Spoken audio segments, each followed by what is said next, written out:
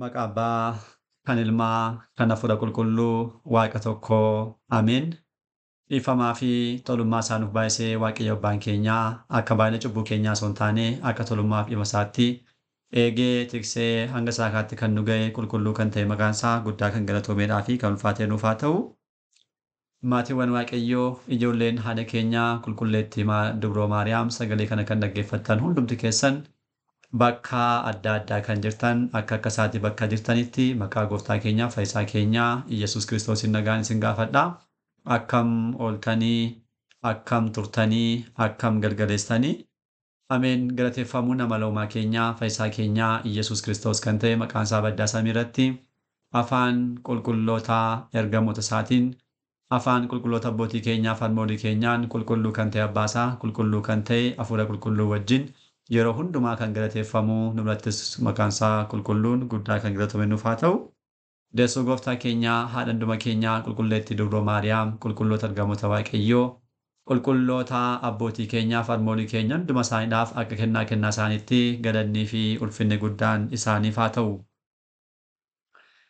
Egaan maatiiwwan Waaqayyoo barumsa wal qabataa dubbii Kiristoos kan jedhu tiiktookirraan barachaa kan jirru kutaa afuraffaa isaatii kanarraatii akka fedhaaf eeyyaa Waaqayyootti itti fufna. Guyyoota darban kutaawwan sadii baranneedha kan dhaabbanne keessumattuu kutaa xumuraa baranneedhaan kutaa shanaffaadhaa dhiifama. Har'a kan itti fufnu kutaa shanaffaadha. Kutaa afuraffaa guyyaa kaleessaa baranneen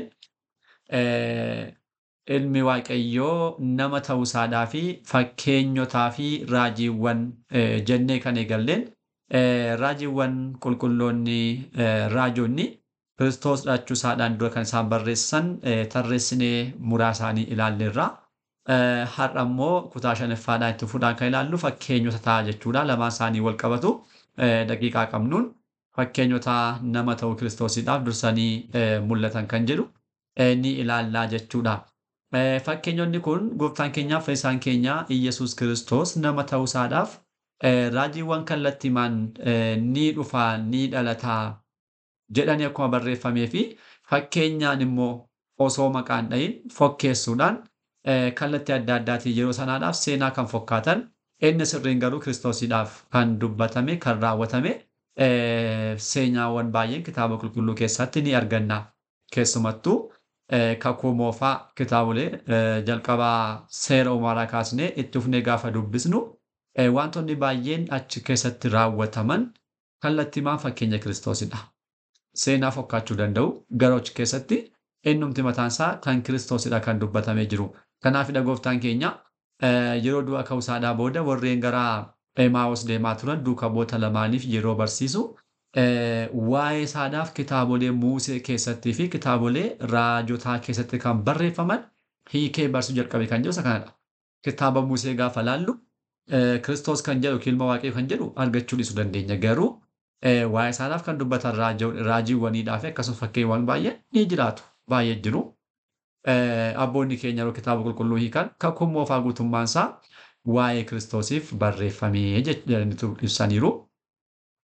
Nutis kana qabachuudhaan fakkeenyota muraasa waa'ee Kiristoosiif seenaa keessatti fakkeenyummaadhaan kan ta'an mee haa ilaallu.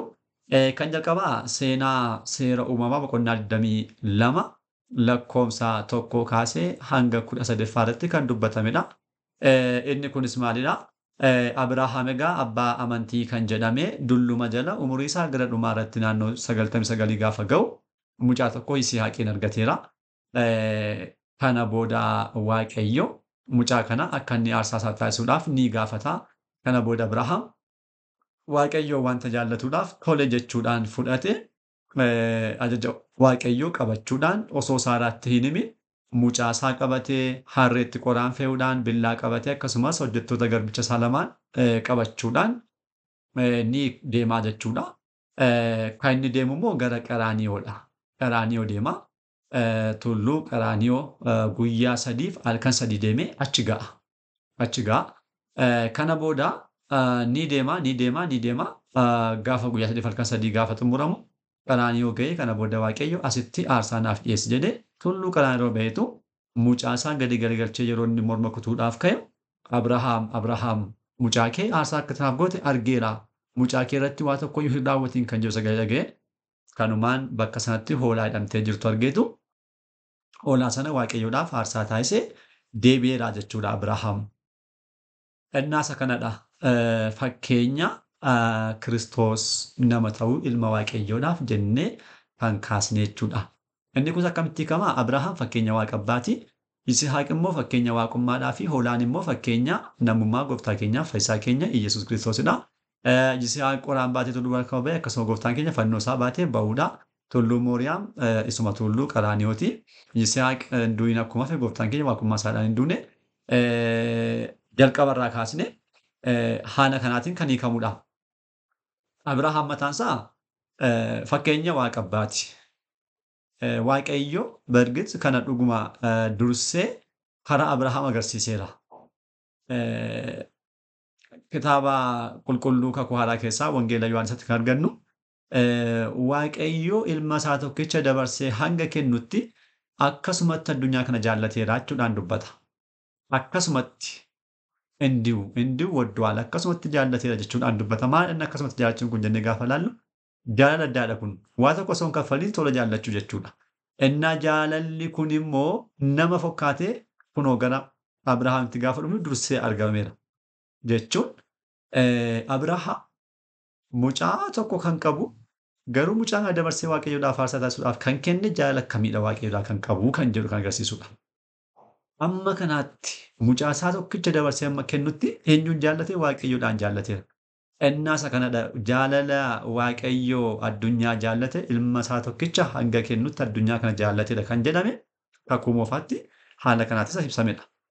Innaa jaalalli kun adda adda kaan daa'ima tokko qabaachuudhaan tuuti guyyaadhaan namni daa'ima 10-15 qabuyyuu waaqayyoodhaaf aarsaa dhiyeessu. Inni dhiyeessu boonas jirochaa jaalalli. Innaa Abrahaam amma kanatti nama waaqayyoon jaallatedha. Kun fakkeenyaan kan taa'edha. Abrahaam fakkeenya waaqa abbaati. Ilma isaa tokkicha waaqni abbaa addunyaadhaaf dabarsee akkuma kenne Abrahaamis immoo ilma isaa tokkicha eenyuuf kenneera? Waaqayyoodhaaf dabarsee kenneera. Dabarsee kenneera jechuudha. Yisihaaqii hoolaan immoo fakkeenya gooftaa keenyaaf fayyisaa keenya Iyyasuus Kiristoosidha. Yisihaaq fakkeenya waaqummaa Kiristoos. Hoolichi immoo fakkeenya foonummaa yookiin immoo namummaa gooftaa keenyaaf fayyisaa keenya Iyyasuus Kiristoosidha. Egaan Abrahaam yeroo inni guyyaa 3 duraa biyya isaa irraatuu qabatee mucaa isaa yeroo deemu jechaadha. Guyyaa 3dhaaf halkan 3dhaaf mucaan kun Yisihaaq sammuu isaa keessatti du'eera. Du'eera jechuudha. Already yeruma waaqayyoodhaaf waadaa galee waaqayyotti meennaan tole jedhu sana yeroo sana jalqabeetu Yisihaaq maal ta'eera? Sammuu Abrahaam keessatti du'eera already. Innaa qabeetu deema guyyaa 3 halkan 3 booda garuu deeme maal ta'e? Jiraataa ta'e. Eenyu? Yisihaaq. Bakka isaa garuu kan du'e immoo maadha? Hoolaadha. Akkuma kanaa gooftaan keenyaaf fayyisaan keenya Yesuus Kiristoos halkan 3dhaaf guyyaa 3 awwaala keessa tureera. Akkuma Yisihaaq sammuu Abrahaam keessatti guyyaa tokko kana du'e jechuudha. Hoolaan immoo fakkeenya foonummaa isaatti Kiristoos waaqummaa isaa osoo hin du'in foonummaa isaadhaan maal ta'e? Du'ee awwaalameera. Innaa hoolaan kun fakkeenya isaati. Yisihaaq fakkeenya qoraan baatee tulluu Mooriyaam ba'uunsaa tullichi isuma maqaan mataa isaadha. Kitaaba kakuu moofaa keessa seera uumamaatti tulluun kun Mooriyaam jedhamee waamameera. Booda garuu Qaraaniyoo kan jedhame isuma matuma isaadha. Innaa Yisihaaq qoraan ittiin aarsaan ta'e ittiin boba'u sana qabatee kanuma mataa isaa jechuudha. Qabatee akka inni tulluurra ba'e Kiristoosis fannoo isaa baadhatee isatti fannifamu qabatee isa deemeera. Tulluu Mooriyaam yookiin immoo tulluu Qaraaniyoo kan jedhame achirra ba'eera. Inni kun fakkeenya kanaati. Hoolichi akkuma qalame gooftaan keenya fooniin du'eera. Innaa haala kanaatiin hiikama. Ba'uunas kun baay'ee nama dinqisiisa.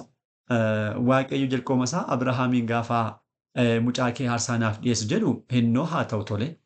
Garuu aarsaatti bakka naaf dhiyeessu sana guyyaa 3dhaaf halkan 3 deemtee tulluu sana bira ga'uu qabdaadha. Maaliif barbaachise kun?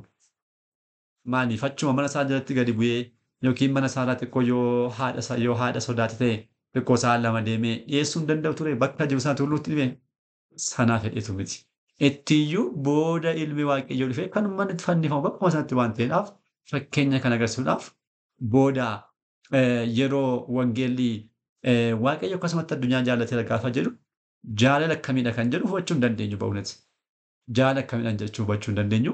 Jaalala kana immoo karaa Abrahaam dursee agarsiiseera jechuudha. Innaa kun fakkeenya Yisihaaq, fakkeenya gooftaa keenyaa fayyisaa keenya Iyyasuus Kiristoosidha jennee eegna. Kan lammaffaa immoo raajiin akka koo isiniif kaasaa kan jedhu seera ba'uu boqonnaa 18 lakkoofsa 16 kan jirudha. Museedha. Museen saboota Israa'eliin gammoojjii Gibxi keessaa baasuudhaan gara gammoojjii Siinaa dabarsee laga Yordaanos cinaa ga'uudhaan rogaan karaatti du'eera. Osoo hin du'in dura garuu wanta akka du'u wanta beekuudhaaf saboota gaafa jajjabeessu isin keessaatii waaqayyo raajii akka koo tokko isiniif kaasaa jechuudhaan dubbata. Innaa jechi kun yeroodhaaf kan dubbatame Iyyaasuufidha. Iyyaasuuchuun matumsaan jira. Fayyisaa jechuudha Iyyaasuuchuun maquma Iyyasuus Kiristoosidha. Iyyaasuuchuun fayyisaa qoricha jechuudha. Iyyaasuun kun matumsaa Kiristoosiif fakkeenyadha kan jalqabaa. Iyyaasuu kan jedhu fayyisaa jedhamee saboota Israa'eliin warreen foonii maal taasise laga Yordaanos ceesisuudhaan biyya dhaalma isaanii Kana'aan fakkeenyaa gannataa kan taate isaan dhaalchiseera. Eenyu? Iyyaasuun jechuudha.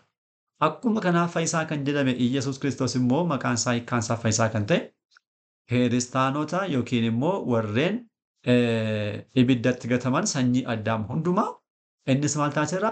Achi keessaa baasuudhaan gara gannata ishee dhugaatti deebiseera. Dhiiga isaa qulqulluudhaan jechuudha. Innaan mataa isaa Iyyaasuun mataa isaa fakkeenya Kiristoosidha. Jireenya isaa gaafa ilaallu kallattii yookaan hiikamaa jechuudha. Haa ta'u garuu asitti kan dubbatame kuni Museen jalqabeenyuuf dubbate Iyyaasuudhaaf kan dubbatedha. Umurri isaa fakkeenyi isaa garuu eenyuufidha? Gooftaa keenyaaf fayyisaa keenya Iyyasuus Kiristoosiidhaaf kan dubbatedha. Kan dubbatamedha. Inni kun maalidha? Dursee yeroo bara Musee keessa raajiiwwan raawwatan kallattiimaan haala kaatiin kan hiikamaniifidha. Fakkeenyaaf dursinee Museen yeroo galaanaa uleesaadhaan kutee galaanaa Gibxi gaafa ce'a inni kun mataa isaa guutummaan isaa ni hiikama. Uleen Musee fakkeenya fannoo isaati. Fakkeenya fannoo Kiristoos jechaadha. Fariyooniif Gibxoon immoo fakkeenya diiyaabiloosiif ergamtoota isaa. Israa'eloonni garbummaa keessa jiraachuun isaanii fakkeenya baroota baarsaadhaaf gidiraa yookiin immoo kan kakkummoo fa'a. Saboonni isaa karaa Musee garbummaa Gibxi jalaa akkuma ba'an lubbuuwwan Si'oolis immoo gara gooftaa keenyaaf fayyisaa keenya Kiristoos achi keessaati ba'anii galaniiru. Innaa isaan kun Museen saboota kana baasee akkuma galche inni guddaan garuu Si'ool keessaatuu gara gannataatti saboota kana kan galche Iyyasuus Kiristoos gooftaan keenya haala kanaatiin raajiin tokko isiniif ka'a jedhamee kan bu'ame isa kana gooftaa keenyaaf fayyisaa keenya Iyyasuus Kiristoosiif fakkeenya dubbatamedha haadha kan jennu.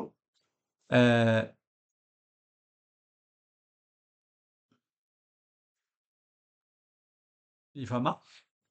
Fakkeenyiwwan kun egaa dursaniitu bara kakuu moofaa keessa waa'ee nama ta'uu gooftaa keenyaaf fayyisaa keenyaa Iyyasuus Kiristoosiidhaaf dubbatamaa kanneen turedha jechuudha.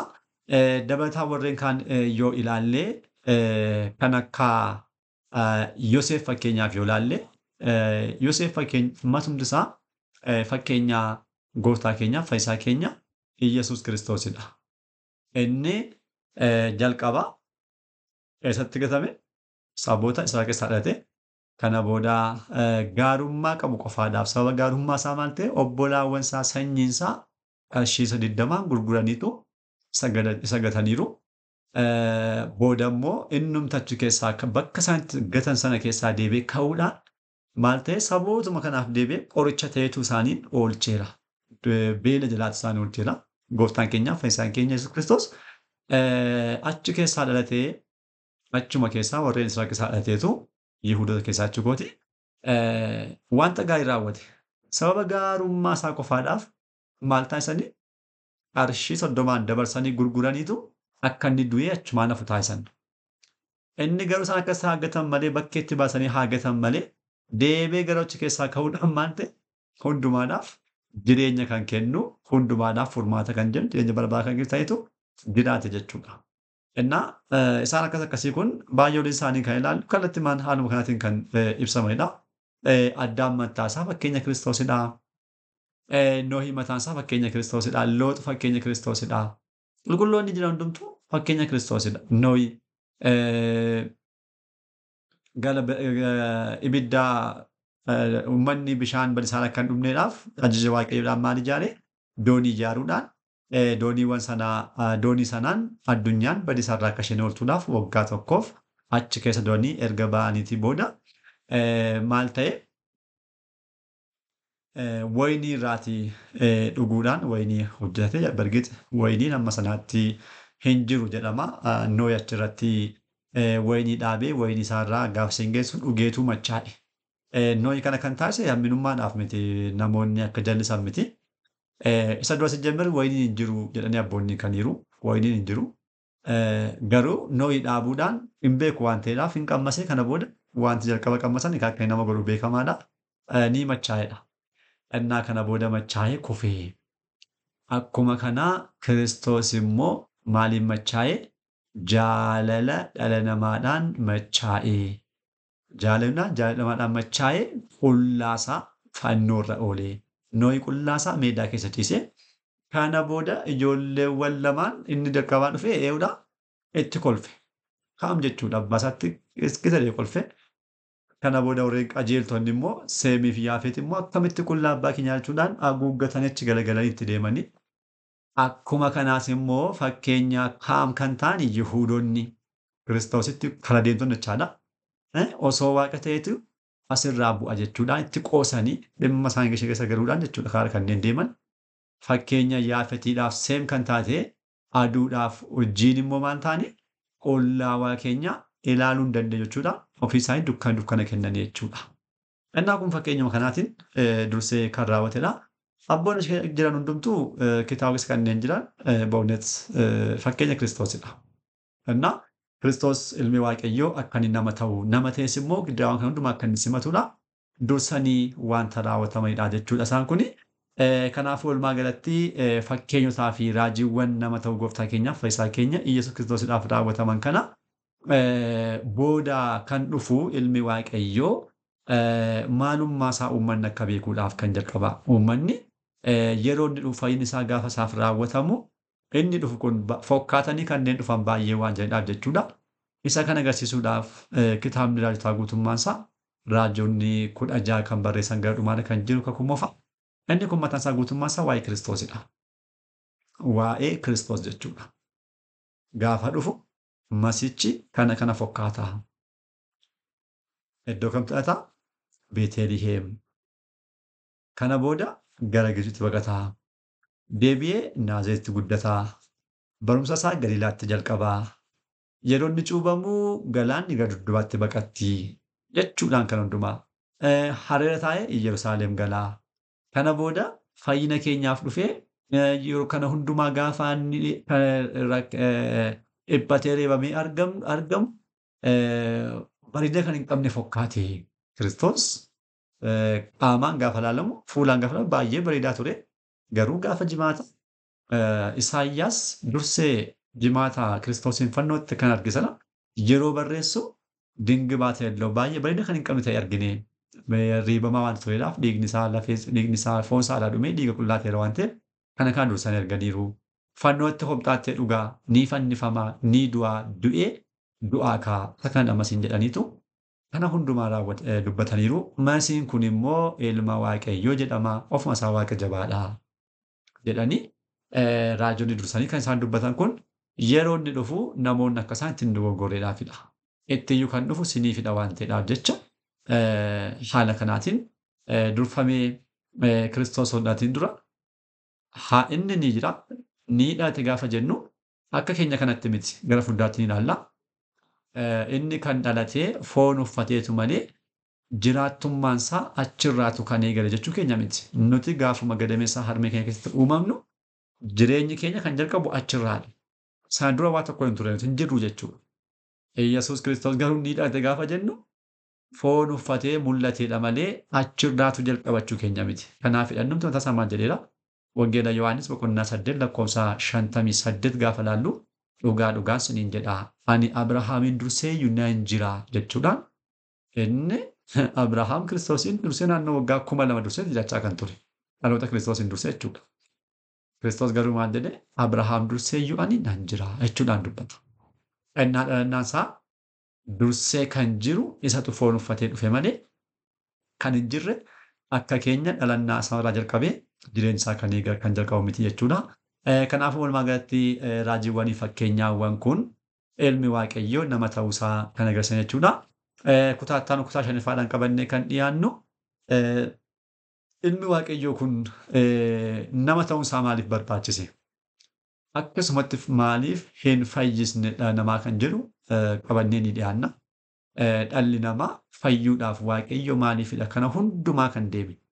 Waggaa guyyaa 5 walakkaa boodan dhufaa, nan dhaladhaa, nan cuubamaa, nan barsiisaa, kana booda nan fannifamaa, du'aa ka'uudhaan nan fayyisaa.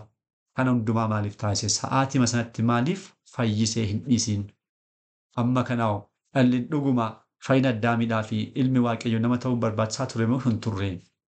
Maaliif karaa biraan fayyisnee kan jedhu qabannee yaannaa jechuudha. Waaqayyo nama yeroo isaan nu taasisu. Kanarraa sumarratti nu haa ga'u kan nu dubbachiise abbaa sagalee kanaa kan ta'e isuma gooftaa keenyaaf galanni guddaan isaaf haa ta'u. Kutaa itti aanuun hanga deebinutti nagaa waaqayyoon turtii gaarii warreen tiiktookiin jirtan asumaan gaaffii keessan gaafachuu dandeessu. Yoo gaaffii qabaattan warreen karaa biraa dhaggeeffattan immoo bakkuma dhaggeeffattanitti achumaan gaaffii yookiin yaada sobaattan kaasuun ni danda'ama jechuudha. Xumurreerra kanarraa galanni waaqayyoof.